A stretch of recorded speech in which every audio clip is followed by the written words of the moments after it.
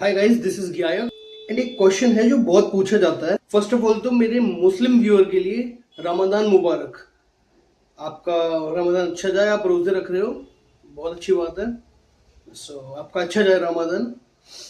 Question ये है कि एक बहुत ज्यादा पूछा जाता है हमसे कि क्या परफ्यूम लगाना चाहिए, इस परफ्यूम हराम और इट्स हलाल। आज इसी को जानेंगे थोड़ा डीप में।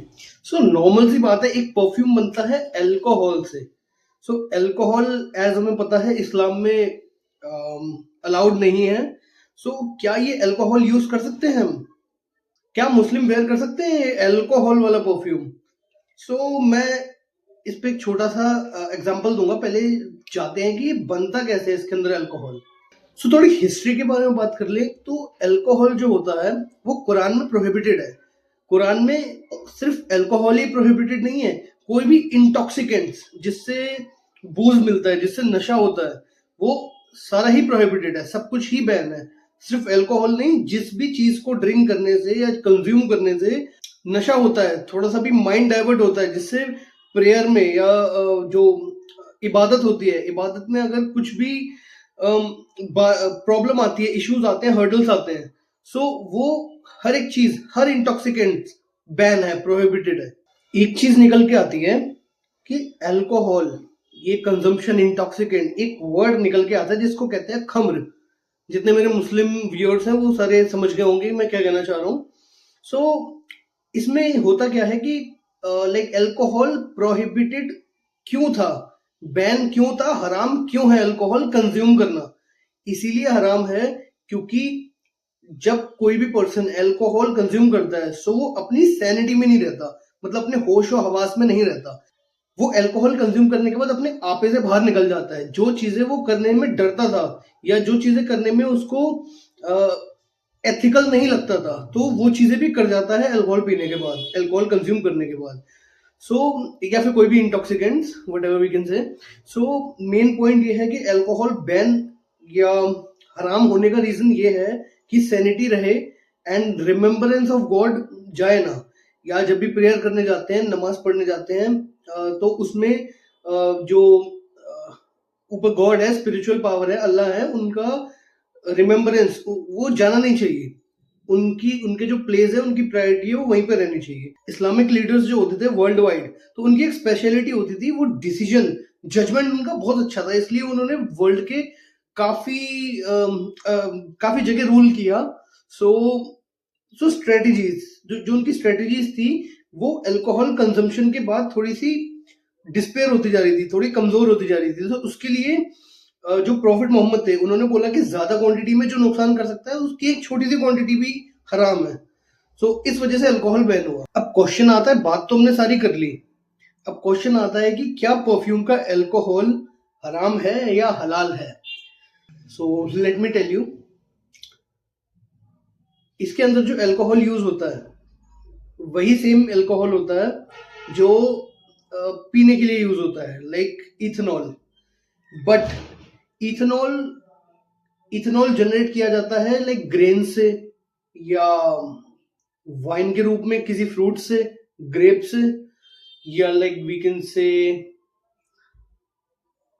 किसी और तरीके से केमिकली भी यूज किया जा सकता है। बट इसके अंदर जो इथेनॉल होता है, सॉरी इथाइल अल्कोहल होता है, इथेनॉल जो होता है इसके अंदर, वो प्योरेस्ट फॉर्म होता है एक अल्कोहल का। लाइक वी कैन से 100% इथेनॉल। 100% इथेनॉल को डीनेचर्ड किया जाता है ताकि वो कंज्यूम करने के लायक ना रहे। इसको डीनेचर्ड किया जाता है कुछ इम्प्योरिटीज के साथ, जिससे ये 100% अल्कोहल थोड़ा इम्प्योर हो जाए ताकि इसको पिया ना जा सके, लाइक इंटरनल यूज के लिए ना बचे वो, ये सिर्फ एक्सटर्नल यूज के लिए रह जाए। लाइक वी कैन से जो परफ्यूम में यूज होता है, लाइक जो लेबोरेटरी में यूज होता है, वो 99.9% डीनेचर्ड एथेनॉल यूज होता है। बट परफ्यूमरी के अंदर 96 to 98% यूज कर सकते हो। लाइक पर्सनली मैं जो यूज करता हूँ, जब मैं परफ्यूम बनाता हूँ अपना, तो मैं 96% वाला इथेनॉल यूज करता हूँ।